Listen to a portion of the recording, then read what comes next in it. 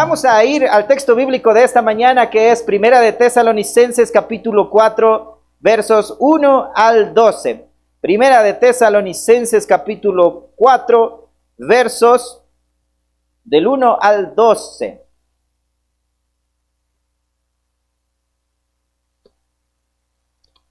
Gracias a Dios ya hemos avanzado, ¿no? Estamos ya en el penúltimo capítulo de Primera de Tesalonicenses, aprendiendo de parte del apóstol Pablo cómo podemos nosotros mejorar como iglesia. Y en esta carta nosotros hemos podido ver algunas cositas que son importantes para nuestra vida como congregación, como iglesia. Muy bien, Primera de Tesalonicenses 4, versos del 1 al 12. Ya lo tiene, me acompaña, ¿no? Porque en esto estamos juntos. Vamos caminando juntos, no se me duerma, no se me distraiga, porque la idea es que juntos podamos aprender algo de parte del Señor. Y dice así la palabra del Señor: por lo demás, hermanos, les pedimos encarecidamente en el nombre del Señor Jesús, que sigan progresando en el modo de vivir que agrada a Dios, tal como lo aprendieron de nosotros. De hecho, ya lo están practicando. Ustedes saben cuáles son las instrucciones que les dimos de parte del Señor Jesús. La voluntad de Dios es que sean santificados, que se aparten de la inmoralidad sexual, que cada uno aprenda a controlar su propio cuerpo de manera santa y honrosa, sin dejarse llevar por los malos deseos, como hacen los paganos, que no conocen a Dios, y que nadie perjudique a su hermano, ni se aproveche de él en este asunto. El Señor castiga todo esto, como ya lo hemos dicho y advertido. Dios no nos llamó a la impureza, sino a la santidad. Por tanto, el que rechaza estas instrucciones no rechaza a un hombre, sino a Dios, quien les da a ustedes su Espíritu Santo. En cuanto al amor fraternal, no necesitan que les escribamos, porque Dios mismo les ha enseñado a amarse unos a otros. En efecto, ustedes aman a todos los hermanos que viven en Macedonia. No obstante, hermanos, les animamos a amarse aún más, a procurar vivir en paz con todos, a ocuparse de sus propias responsabilidades y a trabajar con sus propias manos. Así les he mandado, para que por su modo de vivir se ganen el respeto de los que no son creyentes y no tengan que depender de nadie, dice la palabra del Señor. A todos o a la mayoría nos ha pasado que cuando compramos algo, lo primero que hacemos es desechar el manual, ¿no? Como buenos latinos, pensamos que podemos nosotros hacer las cosas sin seguir las instrucciones, y el momento que nosotros estamos usando, ya sea un teléfono, un carro, lo que sea que usted haya comprado, nos damos cuenta que necesitábamos el manual de instrucciones porque salió algo mal. Algunos les faltan piezas cuando arman algo, ¿no? Y luego dicen, chuta, va a tocar volver otra vez a ver el manual. Alguien vio el manual, alguien vio las instrucciones y nada, ¿no? Eso es lo primerito que se va con la envoltura al basurero. Y eso es algo que es parte muchas veces de la mayoría de personas, ¿no? Que compramos algo, compramos un microondas y en lugar de leer las instrucciones para ver qué cosas podemos meter, no leemos nada, y hay gente que mete una cuchara de metal en el microondas y esto explota, ¿no? Todo eso por no haber leído el manual. Hay gente que tiene un carro y no ha leído nunca las instrucciones y le está poniendo el aceite que no va con ese auto, y ese auto se empieza a dañar porque no leyeron las instrucciones. Entonces, generalmente, la mayoría de nosotros no leemos instrucciones, ¿no? Nosotros ya sabemos cómo se hacen las cosas, entonces vamos de lleno a lo que nosotros compramos y lo usamos sin saber nada de lo que dice el manual. Seguramente le ha pasado esto, porque yo creo que si usted va ahorita a decir, voy a reclamar la garantía, ni siquiera el papelito de garantía lo guardamos porque pensamos que todo va a salir bien y no necesitamos nada de esos papeles. Pero el manual es importante, es algo que es necesario para saber cómo la persona que ha, en este caso, creado o ha diseñado tal producto, nos está enseñando a nosotros la mejor manera de usarlo. Ahora, el otro día me pasó a mí lo mismo. Tenía un desperfecto mecánico que ni los mecánicos no sabían cómo resolver. ¿Y cómo cree que lo resolví? Encontré, gracias a Dios, en el internet un PDF del manual y pude leerlo, y leyendo, encontré dónde estaba el error y pude solucionar el problema. Entonces, de la misma manera, el apóstol Pablo, después de que estuvo en Tesalónica, por ese tiempo donde estuvo predicando ahí, muchos empezaron a creer en Jesús y ellos también adquirieron en su vida una nueva vida en Cristo Jesús, porque empezaron a vivir ahora para Cristo y empezaron a creer en que Él era su Salvador. Entonces Pablo les dice en el capítulo 4, recordando aquellas cosas que ya les dijo, les dice: yo les he dejado a ustedes una serie de instrucciones para que vivan una vida que le agrada a Dios, una vida conforme a lo que Dios quiere para cada uno de nosotros. Entonces, esas instrucciones son para seguirlas, son para aprenderlas, son para vivirlas. El apóstol Pablo dice: quien rechaza estas instrucciones, no me rechaza a mí, dice el apóstol Pablo, ¿no? ¿Rechaza a quién? A Dios, que nos da a nosotros el Espíritu Santo. Eso dice el apóstol Pablo. Entonces, esas instrucciones nos ayudan a nosotros a vivir una vida conforme al corazón de Dios, o una vida agradable a Dios. Y eso es lo que va a pasar en este capítulo 4, ¿no? Vamos a ver esta serie de instrucciones que el apóstol Pablo deja para que la iglesia en Tesalónica y nosotros en la actualidad podamos vivir una vida que le agrada al Señor. Yo creo que todos deberíamos tener ese anhelo, ¿no? De vivir una vida que sea agradable a Dios. Una vida que Él mire y diga: este es mi Hijo amado, en Él estoy complacido, como lo decía con Cristo. Entonces el apóstol Pablo dice lo siguiente en los primeros versos: por lo demás, hermanos, dice, les pedimos encarecidamente en el nombre del Señor Jesús que sigan progresando en el modo de vivir que agrada a Dios, tal como lo aprendieron de nosotros. De hecho, dice, ya lo están practicando. Ustedes saben cuáles son las instrucciones que les dimos de parte del Señor. Entonces estos dos primeros versos empiezan haciendo una pequeña introducción diciendo: les rogamos, les pedimos, les exhortamos, dicen otras versiones, que ustedes puedan vivir una vida que agrada a Dios. Y ustedes ya la están viviendo, dice, ¿no? Es lindo lo que pasa con la iglesia de Tesalónica, pero también les dice: ustedes ya conocen estas instrucciones, y justamente de eso vamos a hablar en esta mañana, ¿no? ¿Cómo es una vida que le agrada a Dios? ¿Cuáles son estas instrucciones que el apóstol Pablo le deja a la iglesia para vivir una vida que le agrada al Señor? Entonces, lo primero que Pablo nos dice acerca de cómo es una vida que le agrada al Señor es que una vida que le agrada al Señor es una vida que busca la pureza. Es aquella vida que busca la santidad, ¿no? Santidad, que también se puede traducir como pureza. Es aquella vida que busca, en este caso, dejar lo que estaba haciendo antes, que muchas veces estaba mal, a empezar a vivir una nueva vida ahora que vive en Cristo. Porque esto tiene que ver ahora con la vida en Cristo, ¿no? Uno no puede vivir una vida que le agrada a Dios si no ha aceptado primero a Jesús como su Salvador. Porque si usted empieza a vivir una vida que le agrada a Dios sin Jesús, eso se va a convertir en fanatismo, en pura religiosidad, y no en lo que el Espíritu Santo está haciendo a través de la obra de Cristo.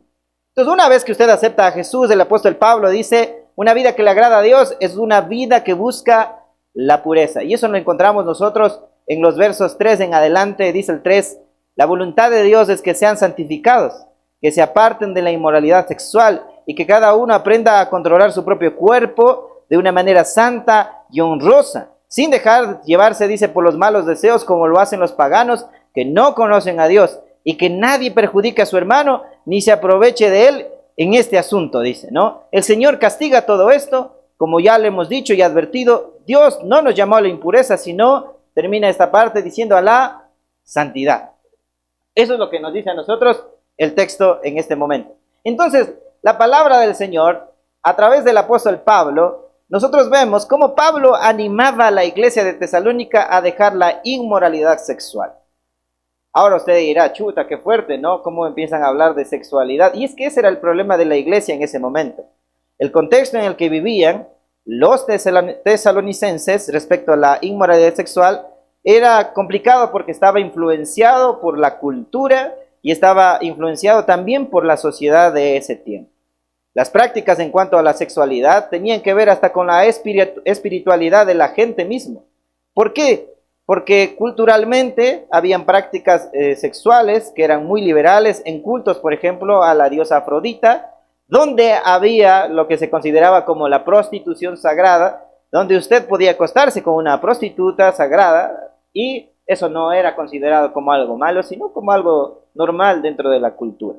Terrible, ¿no? Aparte de eso, como sociedad, pues había mucho en cuanto a la prostitución secular también, y también había una vida muy liberal en cuanto a la sexualidad. Había gente que vivía con otra pareja sin casarse por mucho tiempo. Habían personas que tenían relaciones con, en este caso, personas cercanas a su familia, a veces primos. En Corinto hubo una situación donde la madrastra y el hijastro tenían una relación.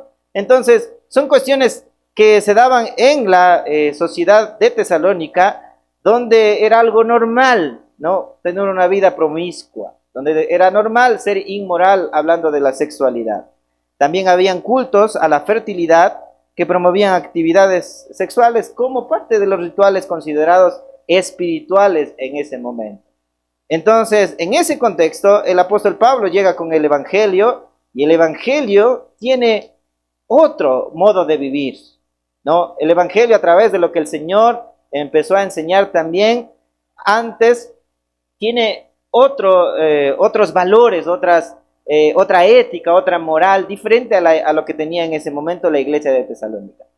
Entonces, para ellos era algo muy normal todo lo que vivían, ¿no? Entonces llega el Evangelio, y el Evangelio les empieza a mostrar que el camino de la moral no es como la estaban viviendo, éticamente lo que estaban haciendo no era correcto. Entonces Pablo les anima, después de que estuvo en Tesalónica, a través de esta carta, les dice: yo les ruego, yo les animo, yo les exhorto a que empiecen a vivir una vida que le agrada a Dios, y una manera de vivir una vida que le agrada a Dios, o una característica de eso, es empezar a dejar esta vida inmoral que ustedes llevaban aquí en Tesalónica, que era un problema que era vigente en medio de lo que ellos vivían todos los días.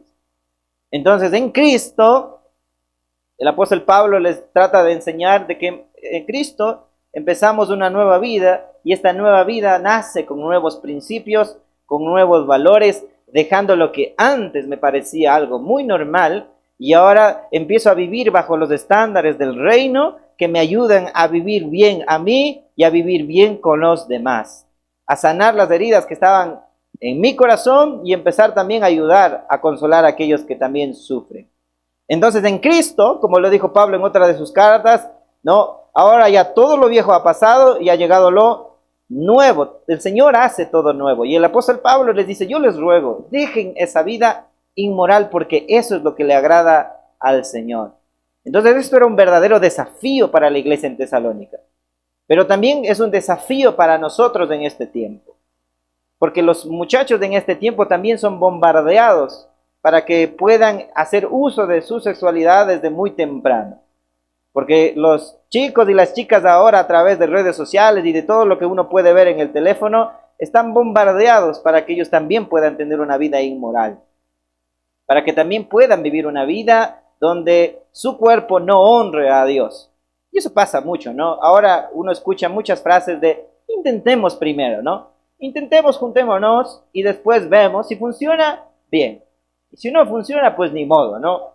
Ya, pues cada quien vive su vida y no ha pasado aquí nada. Es algo que se ha normalizado, que es muy común, que ya no se ve, ¿no? Ya es muy poco lo que se ve de muchachos yendo a pedir la mano, por ejemplo, para casarse con una muchacha. Ya no se ve casi eso, ¿no? Ya son cosas de viejos, de gente de otro tiempo, y ya no se ve en este tiempo algo así. Es porque hemos normalizado el pecado y se ha convertido en algo cotidiano para nosotros. Tanto así que si pasa algo así en nuestra familia, hasta nosotros ya lo vemos como algo normal, ¿no? Dice: ya se embarazó, pues ya qué se puede hacer. Y no lo vemos como algo que es algo dañino en nuestra vida, porque es pecado. Entonces, el apóstol Pablo dice: no, ustedes deben alejarse de esa vida que están viviendo como algo normal, y empezar a darse cuenta que eso es algo que está mal delante del Señor. No es lo que deben ustedes vivir. Entonces nosotros también, en este tiempo, a veces normalizamos cosas que como cristianos no deberían hacer, no deberíamos hacer, pero que las hacemos a escondidas mientras la gente no nos ve. Una de esas cosas, por ejemplo, es que muchos cristianos en la actualidad, no digo de los otros de aquí la iglesia, pero hay muchas estadísticas donde muchos que se denominan cristianos en este tiempo ven pornografía, ¿no? Ven pornografía habitualmente en su computador o en su teléfono. Entonces se ha convertido en algo habitual, normalizado, que prácticamente no, ya creo que ya no sienten ni culpa ni vergüenza, porque de alguna manera es algo que se está normalizando en la vida. como le pasaba a la iglesia de Tesalónica con las prácticas que tenía en cuanto a la sexualidad. Se normalizó, entonces nadie sentía que era algo malo, hasta que llegó Pablo con el Evangelio y les dijo, esto está mal. Entonces nosotros debemos saber que hay cosas que no son normales. Ver pornografía es algo que daña su mente, es algo que trastorna lo que es la sexualidad, y es algo que a usted no le va a ayudar a tener una relación saludable con la persona con la cual usted se va a casar algún día. Otra cosa que parece a veces normal y que muchas veces ha estado pasando en las familias y pasa también y que parece normal, es que hay mucha gente que, como le dije hace un momento, decide vivir en unión libre para ver qué pasa en el camino y luego pues en el camino verá, ¿no? En el camino a ver si funciona. Y lo vemos ahora como algo normal y muchos padres ahora permiten que sus hijas salgan de sus casas sin, en este caso, tener una relación estable, saludable, para que puedan formar una familia. Otros, en cambio, engañan a sus esposas, viven en adulterio y lo hacen como algo normal, como algo de la cultura, como algo que si puede sostener su casa, pues puede tener otra mujer, ¿no? Eso es lo que pasaba también en Tesalónica, ¿no? En Tesalónica, un hombre podía tener una prostituta secular, podía tener un amante y a la par tenía una esposa, ¿no? Y se creía, o eran los dichos, ¿no? Que la idea era para pasar entre semana, era la amante, ¿no? Para satisfacer sus necesidades, eran las prostitutas. Y para tener hijos, era la esposa. Esa era la creencia en Tesalónica. Y a veces no estamos muy alejados de esa realidad en nuestro ámbito también de nuestra sociedad, ¿no? Donde hay esposas que mientras les dan, en este caso, las cosas a su familia, donde sostienen su familia, tienen otras mujeres para satisfacer sus necesidades, según lo que ellos dicen. Y eso es algo que también se ha normalizado y que a veces hasta algunas esposas aceptan mientras no falte nada en el hogar. Pero eso está mal. Hay otros que tratan mal a sus hijos o a su pareja y que como es algo que no se mira o como es algo que se vivió en el pasado, se normaliza y se vuelve a vivir en el hogar también actual. Hay otros que mienten, ¿no? Yo tengo más bien, bueno, no sé si seguirá siendo así, pero yo tenía un amigo que le sabíamos decir, vos eres más mentiroso que el diablo. Porque se mentía por cualquier cosa, ¿no? No había ni necesidad a veces ni de mentir, pero será bien mentiroso, ¿no?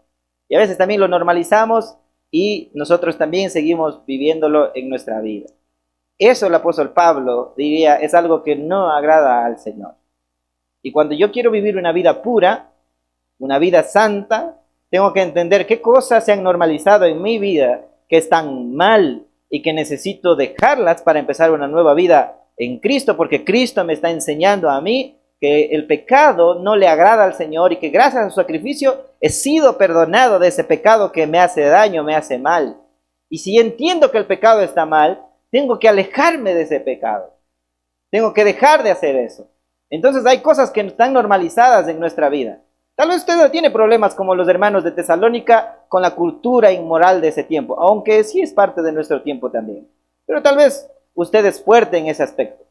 Pero yo le animo a pensar qué cosas hay a su alrededor, qué cosas hay en su vida que hemos normalizado y que hemos pensado que es algo que debemos sostener en nuestra vida, creyendo que es algo que es ya, así somos, ¿no? Algunos tienen un carácter terrible y así soy, dicen, ¿no? Y mantienen eso sabiendo que está mal delante del Señor y que debo alejarme de esa actitud que no me ayuda a vivir bien. Entonces Pablo anima, ¿no? En el Señor dice, dejen esto, cambien esto, ¿no? La voluntad del Señor, dice en el verso 3, es que sean ustedes santificados, que se aparten de esto. Porque eso es la santidad y la pureza, apartarse de aquello que yo sé que me hace daño. Si yo tengo un problema con la bebida, yo no me voy a ir pues a estar con los mismos amigos con los que bebía.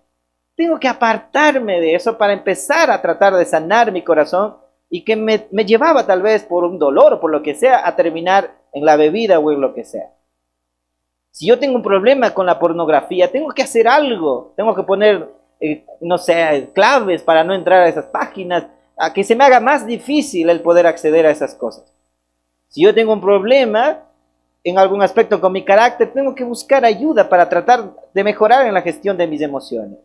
Si yo tengo problemas en mi casa, tengo que buscar ayuda. Si tengo problemas en mi matrimonio, tengo que buscar ayuda. Usted sabe, delante de Dios, aquello que muchas veces es normal en nuestra sociedad, pero que Dios dice que es pecado y deberíamos dejar de hacerlo.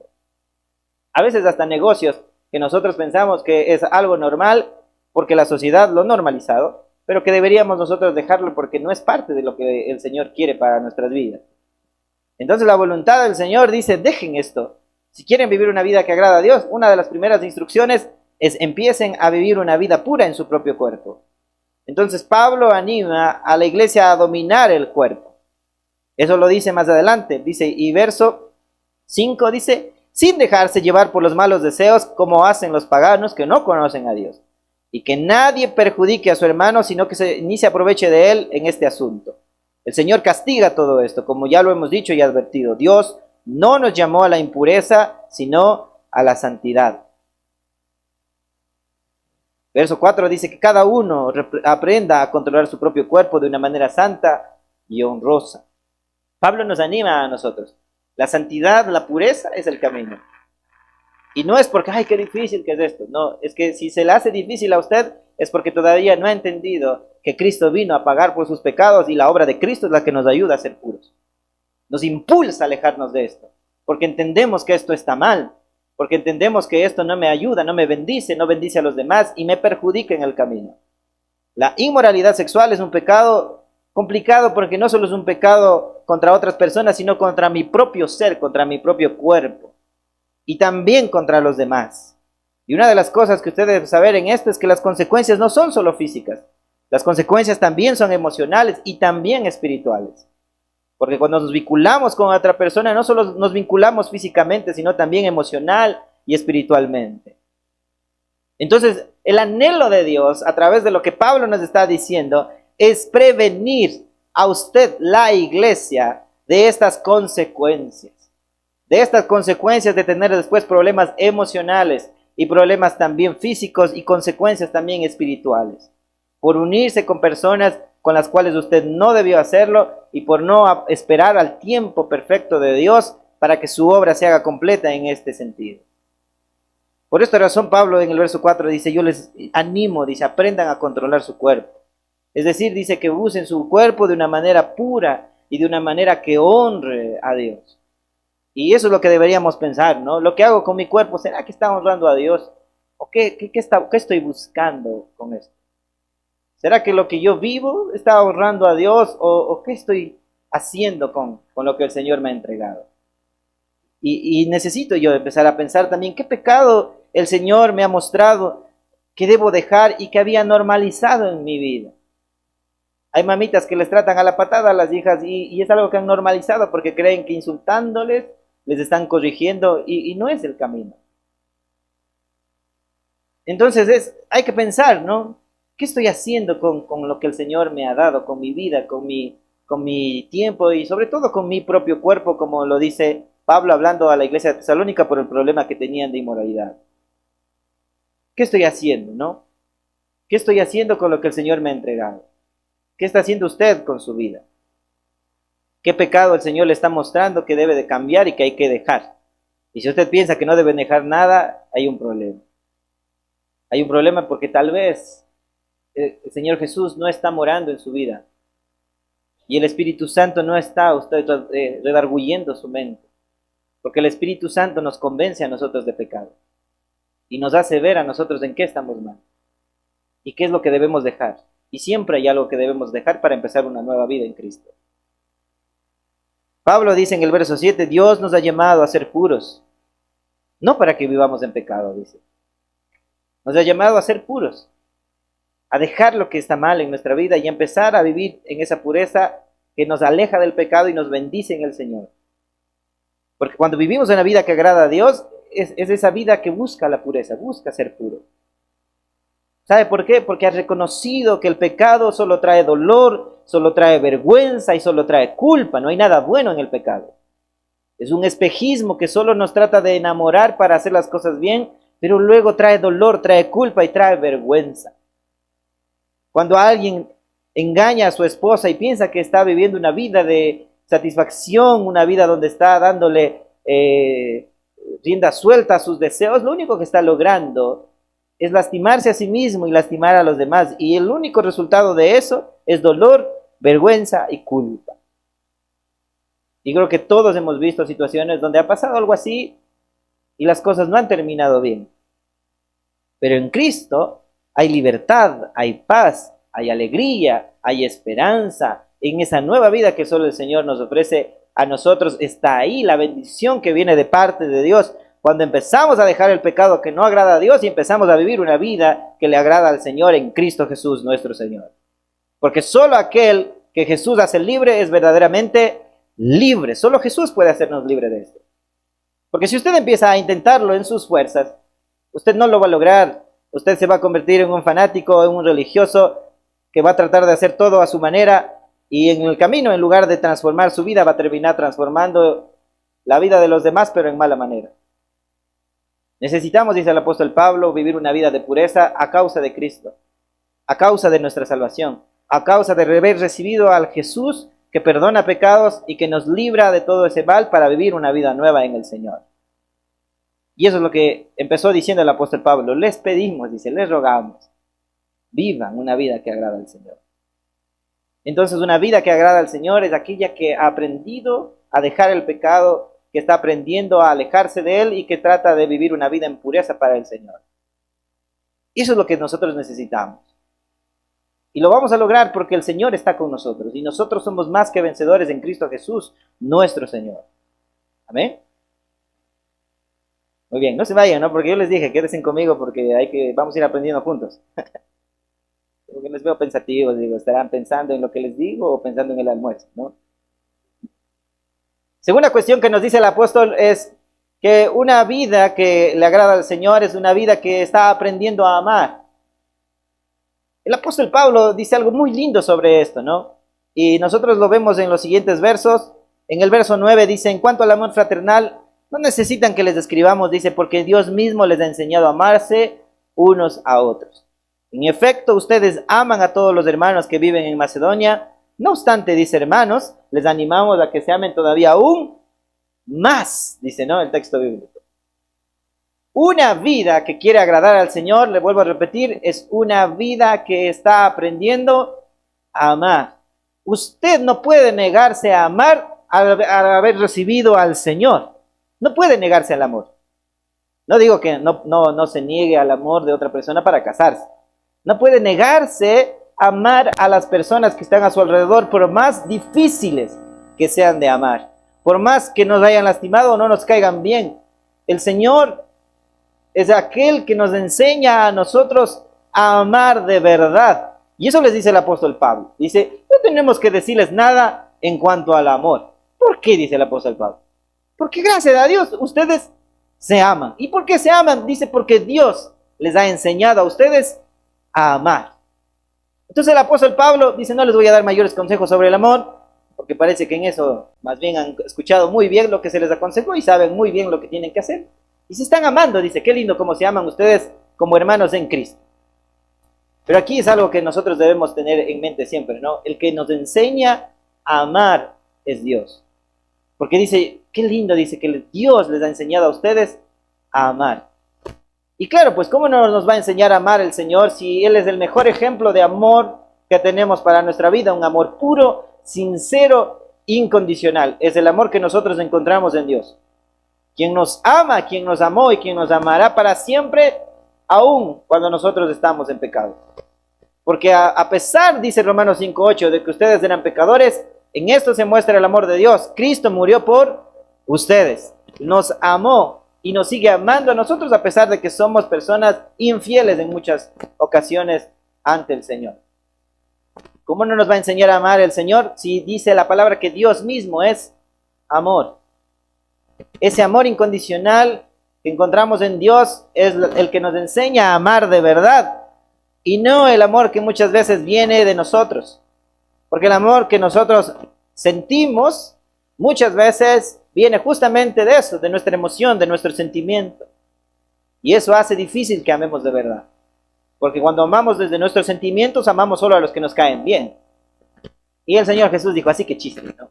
Hasta los paganos aman a los que les caen bien. Pero el desafío está en amar a aquellos que no nos caen bien. Y hay un desafío para nosotros en amar a aquellos que no nos caen bien. Y yo estoy seguro que usted tiene ahorita mismo en su mente a alguien a quien no ha podido amar. A alguien a quien usted no ha podido soltar alguna herida o algún conflicto que han tenido y que no le ha podido amar como Cristo le ama a usted.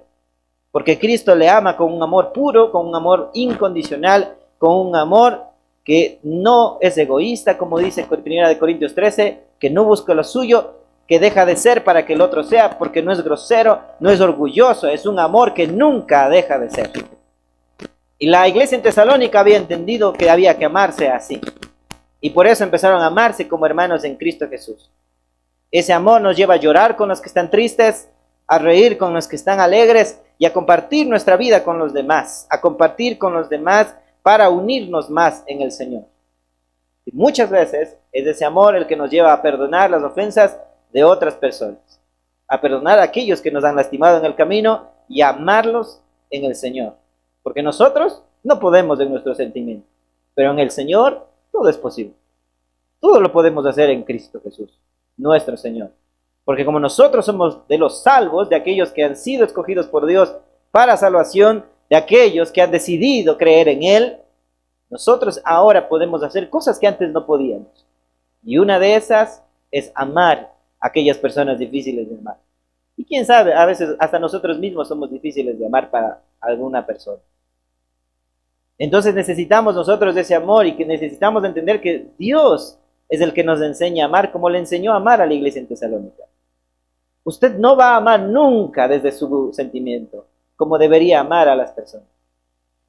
Pero va a amar muchísimo cuando usted regrese a ver a la cruz y pueda mirar la cruz y pueda decir, ahí está, o ahí estuvo crucificado el Salvador del mundo a causa mía, me amó aun cuando yo era pecador. Me amó aun cuando sigo muchas veces cometiendo error tras error. Y me ama de una manera incondicional, porque ni lo alto ni lo profundo, ni ángeles ni potestades, ni nada, dijo el apóstol Pablo en Romanos, nos separará del amor que hay en Cristo Jesús, nuestro Señor. Y ese es el amor que nosotros debemos llevar a la práctica. Y si usted dice, ay no, es que pastor, esta señora es una sinvergüenza, ¿cómo le voy a amar? Seguramente se está olvidando que Cristo también le amó de la misma manera a usted sinvergüenza. Porque a veces somos buenos para ver la vida del otro, pero no nos damos cuenta de dónde a nosotros nos sacó el Señor. De dónde el Señor nos rescató a cada uno de nosotros. Y fue ese amor incondicional el que nos levantó y el que nos ha dado a todos una nueva vida en Cristo Jesús. Y ahora solo estoy respondiendo al amor que estoy recibiendo de Dios todos los días. Y Dios me está enseñando a amar. Hermano, si usted no tuvo el amor de un padre, de una madre, Dios le va a enseñar a amar a sus hijos. A ser un padre excelente, a ser una madre excepcional. No tiene que aferrarse usted al dolor para volver a repetir la misma historia. Usted tiene que aferrarse al amor de Dios que le ayuda a amar como nadie le ha amado. No puede decir, es que yo nunca tuve el amor de unos hermanos. Yo nunca tuve el amor de esto. Usted tiene el amor más grande del mundo, que es el de Cristo Jesús, que nos amó hasta la muerte y muerte de cruz. Pagó el precio de nuestros pecados sin decir, a ver, cambia primero y luego te amo. Dijo, yo te amo y porque te amo voy a morir en esa cruz y voy a pagar tu culpa, voy a pagar tus pecados. Y cuando nosotros empezamos a entender esto, algo que nace en nosotros es amar como Cristo me ha amado a mí, que también he sido un sinvergüenza, que también he sido a veces un canalla, que también a veces he sido una persona que no hace las cosas bien y que luego estamos viendo a los demás pensando que somos mejores. Ese amor, hermanos, lo notamos en la iglesia de Tesalónica, es un amor que va más allá que las palabras, ¿no? Como es el amor de Cristo. Fue más allá que solo las palabras. En cuanto al amor fraternal, dice Pablo, no necesitan que les diga nada. En el verso 10 dice, en efecto, ustedes aman a todos los hermanos que viven en Macedonia. Es interesante cómo ellos se notaba el amor, se notaba el cariño, se notaba la preocupación, se notaba que estaban unos a otros viviendo juntos. El amor se da, el amor se ofrece, el amor nos une y nos hace hermanos, pero el amor es más que palabras. El amor es más que solo decir, le amo, ¿no? Es más que solo decir, feliz día, un 14 de febrero, donde ahí nos acordamos que hay amigos y hay enamorados, ¿no? Que hay pareja algunos, ¿no? Porque recién el 14 vuelven a ver al lado y dicen, cierto, estaba casado, ¿no? Recién ahí se acuerdan que hay pareja, o algunos ni siquiera ya se acuerdan del 14, porque como ya consiguió la esposa o el esposo, ya de ahí se han olvidado porque solo fue hasta conseguirla nomás. Jesús lo ejemplificó con aquella historia que está en el Evangelio de Lucas, si no estoy equivocado, y lo ejemplificó con el hombre que fue a Jericó, ¿no? Dice la historia, que había un hombre que fue a Jericó y en medio del camino este hombre lastimosamente fue asaltado por unos maleantes, ¿no? Le quitaron todo, dice, lo golpearon y le dejaron tirado ahí en el camino. Entonces dice que pasó, ¿no? Por el mismo camino un religioso que probablemente era un fariseo y dice que pasó por ahí y lo quedó mirando y dijo, uy, estoy ocupadísimo, ¿no? Estoy ocupadísimo, tengo tantas cosas que hacer. Solo lo miró, pasó por un lado y se fue. Posterior a él dice que pasó un levita, que también era alguien que trabajaba en el templo, que se supone que era alguien religioso, que alguien que creía en Dios. Y de la misma manera dice que lo miró y dijo, no, bueno, este no es mi problema, a que se deja pegar, a que no se defiende, y pasó de largo, y también lo quedó mirando y se fue. Y por último dice que pasó un samaritano, que era una persona que justamente tenía problemas e inconvenientes con quien estaba ahí, porque era un judío. Los samaritanos y judíos tenían problemas que datan desde hace muchos años, donde los judíos no se llevaban con ellos, porque los samaritanos hace algún tiempo eran parte del pueblo judío, pero lastimosamente en un periodo donde se dividió el pueblo en dos, ellos terminaron mezclándose con otros pueblos, y los judíos decían, ustedes ya no son dignos de nosotros ni de Dios, porque ustedes no son puros, nosotros sí somos puros, ¿no? Entonces había un problema entre los samaritanos y los judíos por la pureza.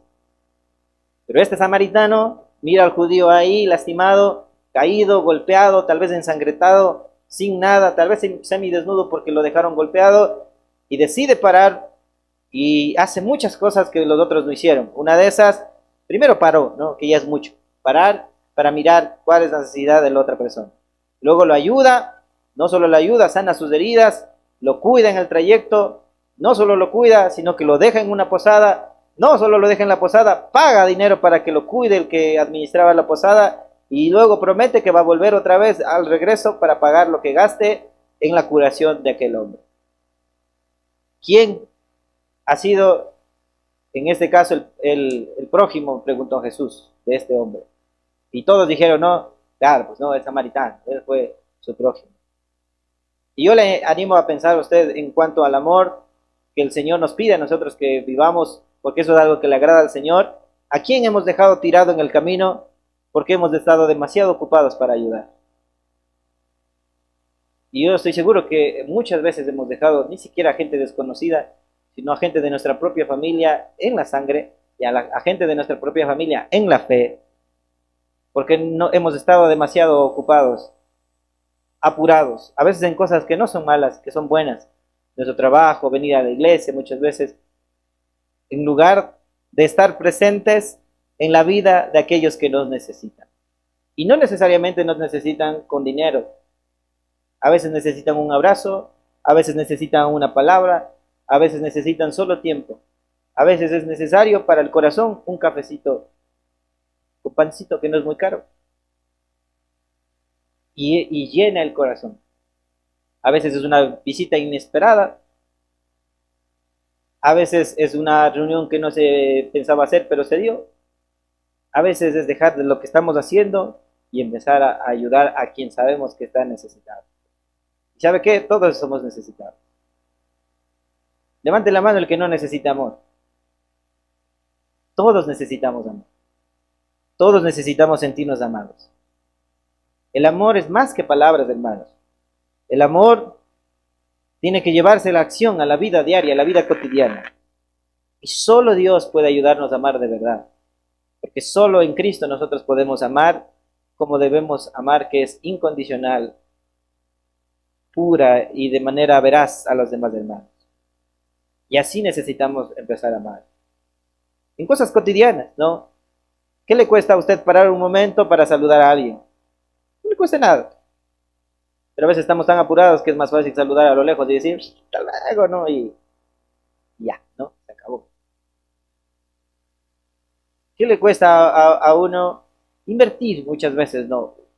Un poco de tiempo en estar con aquellas personas que sabemos que necesitan muchas veces de nosotros. Y que usted ha visto. Aquí en la iglesia, aunque usted no lo crea, hay mucha necesidad. Que seguramente usted ha visto. Y Dios le motiva a hacer algo.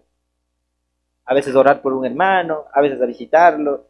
Y a veces no dejamos, ¿no?, que el Espíritu Santo nos impulse a hacerlo y nos negamos a hacer lo que Dios nos está mostrando que hagamos. Entonces el apóstol Pablo dice, ustedes ya se aman ya.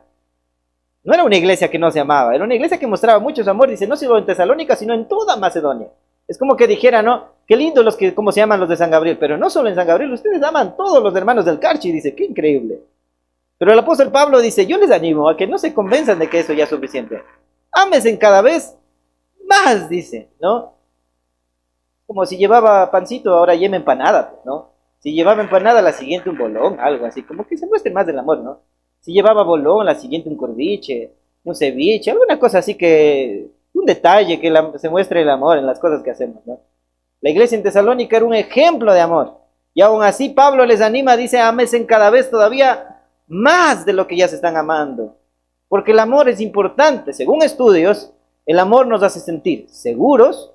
Vean, para los que son estresados, reduce el estrés cuando nosotros nos sentimos amados. Reduce la ansiedad. Ayuda al sistema inmunológico. Es decir, usted al sentirse amado hasta va a tener bien sus defensas. Y no solo eso, dicen muchos casos que se han visto en casos de estudio, las personas que sienten amor son personas que viven aún más tiempo todavía. Aunque el tiempo, pues claro, ¿no? El Señor sabe hasta cuándo vivimos. Pero las personas que se sienten amadas hasta viven más tiempo que otras. Porque su corazón está satisfecho y está llenito. Está recién tanqueado como cuando nosotros vamos a las gasolineras y tanqueamos el carrito. El amor es algo que debemos practicar en nuestro diario vivir porque es algo necesario para nosotros y para los demás. No es solo para mí, porque hay gente que también quiere ser solo amada, pero se olvida de que también es motivada a amar y a dar ese amor, que es más allá que palabras. Es algo que debemos practicar y es algo que se debe notar. Eso es lo que decía Jesús en esto. Yo creo que les he repetido este versículo muchas veces. En esto les conocerán, dijo el Señor, que son mis discípulos, porque se aman los unos a los otros. Ahora yo le pregunto, ¿no? ¿Cómo está demostrando su amor? Porque una de las cosas que a veces en familia damos por sentado es que ellos saben que les amo, dicen, ¿no? El esposo está convencido de que las cosas están bien entre ellos, porque no, es que ella sabe que le amo, dice.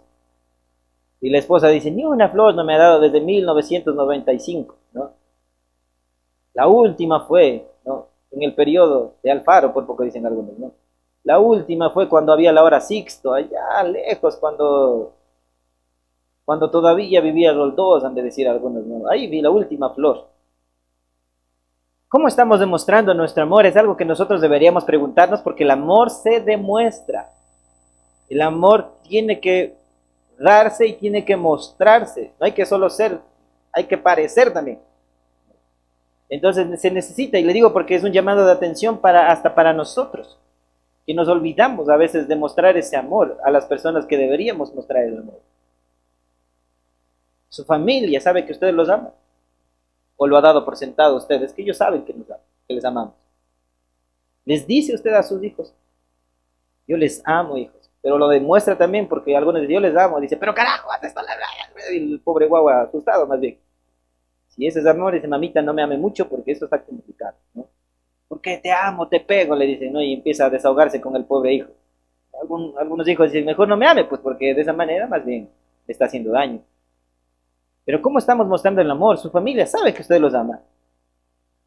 Y ahora más bien, su familia sabe que usted es una persona amorosa. O más bien, es todo un lío que usted llegue a casa porque no más bien todo se complica cuando usted está ahí. ¿Qué opinan los demás acerca de cómo usted es? ¿Piensan que usted es una persona amorosa, cariñosa? ¿O más bien piensan que es una persona conflictiva, resentida, orgullosa?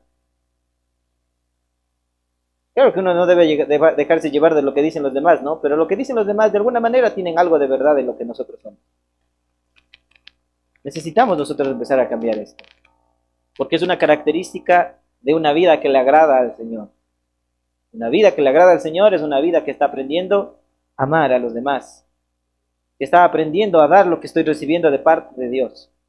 Que está aprendiendo a hacer lo que es difícil de hacer. Estos desafíos de amar a gente que es difícil de querer. Y sabe que eso es lo lindo de ser iglesia. Porque aquí vemos un montón de personas con diferentes caracteres, con diferentes formas de ser, con diferentes tipos de pensamiento. Y usted debe aprender a amarlos así como son. No espere a que cambien, no espere a decir, yo le voy a amar al hermano Antoñito cuando cambie, ¿no? Hasta que no cambie, yo no lo amo. Yo le voy a amar al pastor cuando deje de ser como es, ¿no? A conversa y conversa. Cuando sea tranquilo y serio, ahí le voy a amar, ¿no? Va a morirse esperando, ¿no? Porque uno de los dones que me ha dado el Señor es tener siempre un tema de conversa. Necesitamos nosotros empezar a amar como Cristo nos ha amado, como Cristo nos está amando y como Cristo nos va a amar hasta el final de nuestros días. Ese es el llamado de otra característica de cómo agradamos al Señor. Y por último, dice el texto bíblico, una vida que le agrada al Señor es una vida que vive en paz. Yo creo que eso nos gusta a todos, ¿no? Creo que a todos nos gusta vivir en paz, ¿no? O levante la mano al que le gusta vivir en problemado. Ninguno, ¿no es cierto? Pero ¿sabe qué? Hay gente que le busca a los problemas. Como que está bien, ¿no? Dice, chuta, muy tranquila la vida, está de hacer algo. Se va a meter las narices donde nadie le ha llamado para meterse en problemas, ¿no? Hay gente que no tiene ningún problema en la vida, o sea, está tranquilo, está bien la economía, está bien en la casa, está bien con los hijos, está bien con los esposos, con los papás, con los suegros, con todos está bien. Chuta, dice, qué tranquila está bien.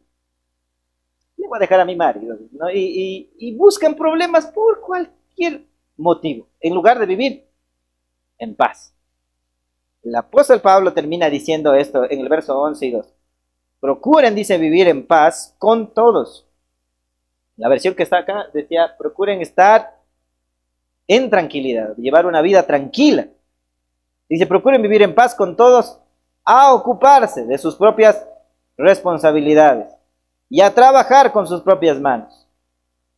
Así les he mandado, dice, para que por su modo de vivir se ganen el respeto de los que no son creyentes y no tengan que depender de nadie.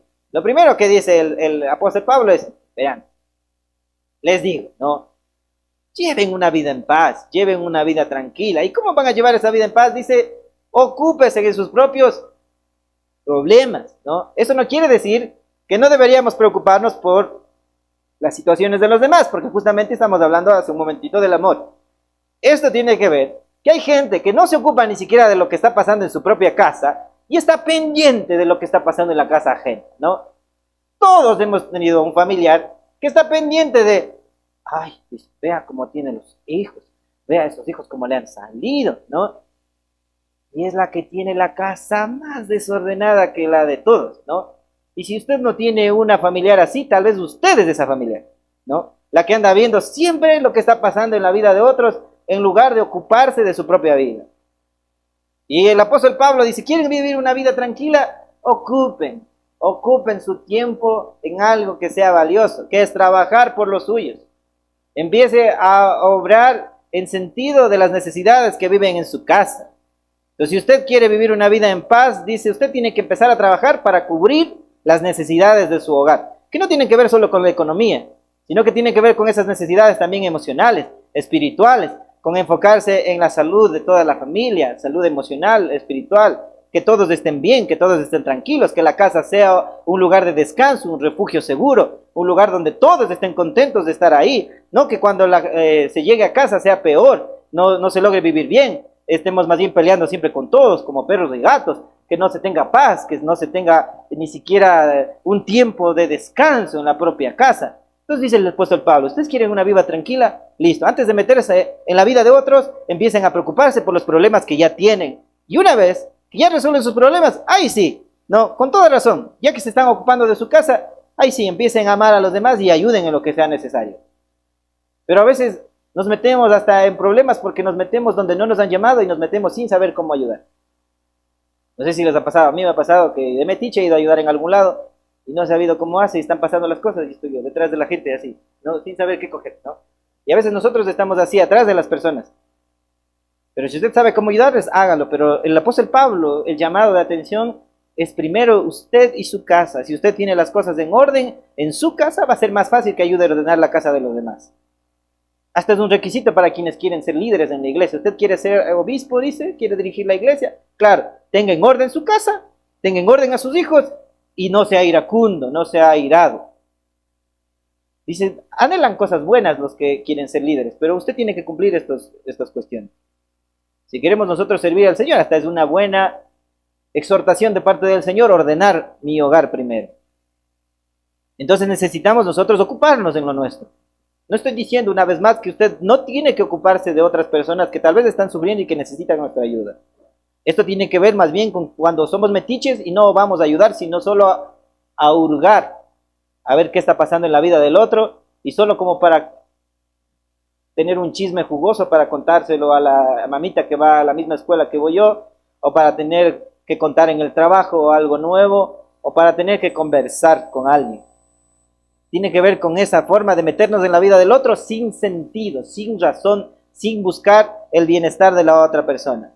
Entonces Pablo dice, si usted quiere una vida en paz, ¿qué tiene que hacer? Ocúpese de lo suyo. Quiere vivir una vida que agrada a Dios, dice, deja de andar viendo la espina del vecino y ocúpese de la viga que hay en su ojo.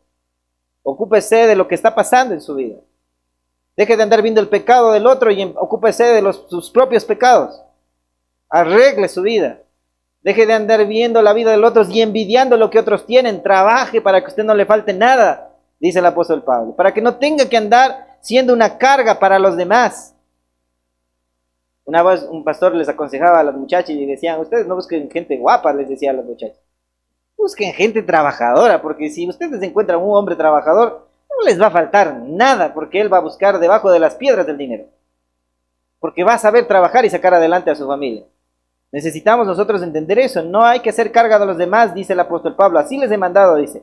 Trabajen, ocúpense de sus propias responsabilidades y trabajen con sus propias manos. Esto es porque una de las cosas que se hacían más en Tesalónica eran trabajos manuales. Entonces les está diciendo, ustedes hagan lo que han aprendido de mí, ¿no? Trabajen, sostengan a su familia para que no tengan necesidades. Porque esto es lo que dice al final, dice, y no tengan que depender de nadie. También se puede traducir para que no les falte nada, ¿no? Ahora, ¿por qué nos falta a veces muchas cosas? Porque estamos ocupando nuestro tiempo en cosas que no tienen sentido, que no tienen mucho propósito, y perdemos ese tiempo que podríamos estar ocupando en sanar heridas de nuestros hijos, en ocuparnos de su espiritualidad, en predicarles la palabra, en enseñarles lo importante de Dios en la vida. Estaríamos ocupando en lo que es importante, el tiempo.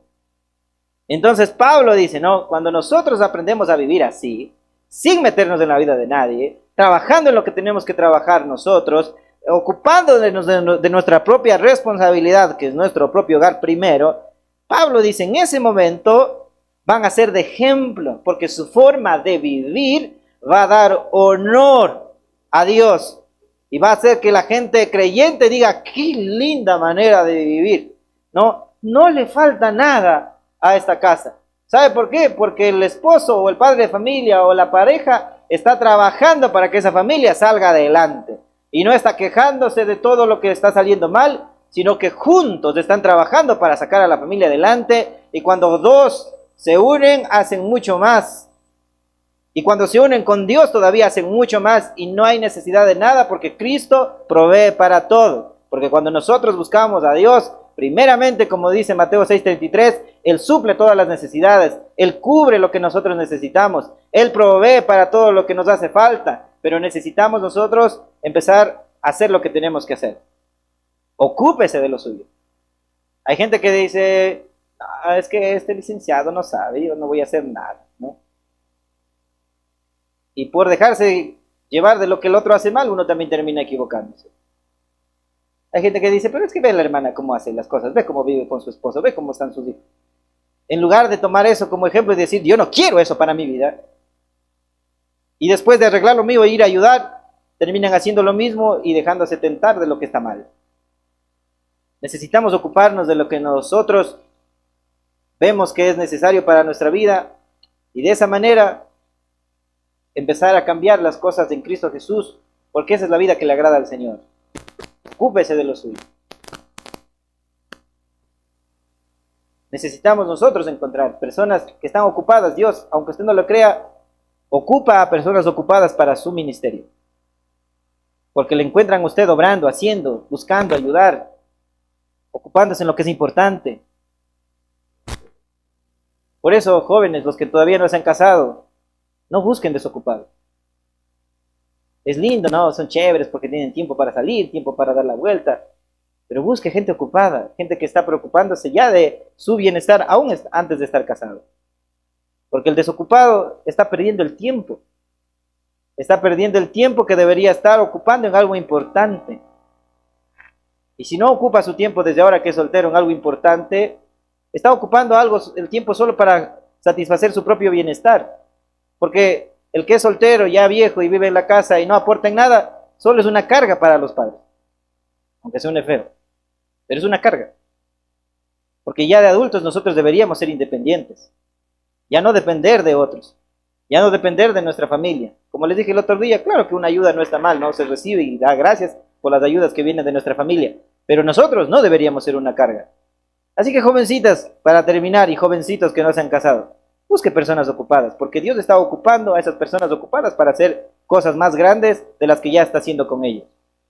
Porque si usted busca un desocupado, va a perder el tiempo y va a perder su vida también ahí. Porque los que están desocupados tienen tiempo para meterse en problemas, meter las narices en donde no les han llamado, tiene tiempo para estar publicando en TikTok, ¿no? A la que le ofende, a la que me anda viendo todos los días, a la que anda envidiando mi vida. ¿Qué le importa a usted quién le envidia? Viva su vida en el Señor y deja que el Señor le bendiga lo que tiene que bendecirle, y de los demás, deja que el Señor se ocupe si algo están haciendo mal. No empiece, es triste ver a veces hasta los cristianos, ¿no? Tienen tiempo para andar, es que el Novoa, es que la Luisa, es que esto, es que aquello. Viva su vida, porque muchas veces su vida se está desmoronando y usted peleando por cosas que ni siquiera tiene que estar peleando porque ni le conocen por última, ¿no? Por última ni saben quién es usted. Usted peleando. Hay gente que tiene un seguidor en el Facebook. Para las envidiosas dicen, ¿no? ¿Quién te ve, hija? Nadie te ve, ¿no? Es tu pensamiento que está desocupado el que está pensando que tiene gente que te envidia. Entonces, hermanos, nuestra labor es vivir una vida que le agrada a Dios. No porque eso nos salva, una vez más, no nos salva vivir una vida que agrada a Dios, sino cuando reconocemos que hemos pecado y Cristo se ha convertido en el Señor de nuestra vida, Él se convierte en nuestro Salvador y ahora entendemos que necesitamos vivir una vida que le agrada a Dios bajo su guía, porque bajo su guía nosotros somos bendecidos. Necesitamos vivir una vida que agrada a Dios, no porque eso nos salve, sino porque es una respuesta a la salvación que ha venido de parte del Señor y que nos está motivando a vivir una vida diferente a la que antes vivíamos, que nos instruye a dejar el pecado y a vivir en pureza, que nos lleva a la santidad, porque serán solo los santos, dice la palabra del Señor, serán los que ven a Dios, van a ver a Dios un día. A los que aman de verdad y buscan vivir en paz, ocupándose de lo que es importante, de sus propios asuntos, y luego de eso buscando ayudar a los demás. No vivimos una vida que le agrada al Señor para salvarnos. Usted ya es salvo, hermano, cuando creyó en Jesús, cuando puso su fe en Él, usted se convirtió en una de las personas que han salvado su vida en Cristo nuestro Señor. Pero necesitamos vivir una vida que le agrada al Señor como consecuencia de haber sido salvados. Porque ahora aquí está Cristo y el Espíritu Santo, y el Espíritu Santo me dice, esto está mal, esto está equivocado, y esta es la manera de vivir en Cristo Jesús. Y necesitamos empezar a vivir en pureza. Necesitamos vivir amándonos más. Y necesitamos buscar la paz que sobrepasa todo entendimiento, que está en Cristo Jesús, nuestro Señor, que viene de ocupar nuestra vida en nuestra familia, haciendo importante, sirviendo a Dios y actuando de manera respetuosa con los demás. Ahora le pregunto para terminar, ¿cómo ha estado su vida? Según las características que Pablo nos da a nosotros de cómo es una vida que agrada a Dios, ¿cómo ha estado su vida? ¿Cómo ha estado su vida? ¿Ha sido una vida que le agrada a Dios? ¿O es una vida que no le agrada ni a su mamá, ni a su esposo? ¿No le agrada ni a sus hijos? No hay honra en lo que usted hace. No hay gloria para Dios en lo que usted está viviendo. ¿Cómo ha sido su vida? Hermanos, si su vida no ha sido una vida que agrada a Dios, este es el momento de decirle, Señor, yo he estado mal y necesito volver a ti para empezar otra vez a vivir una vida que te agrada, para que tú me ayudes a vivir en esa pureza que es necesaria.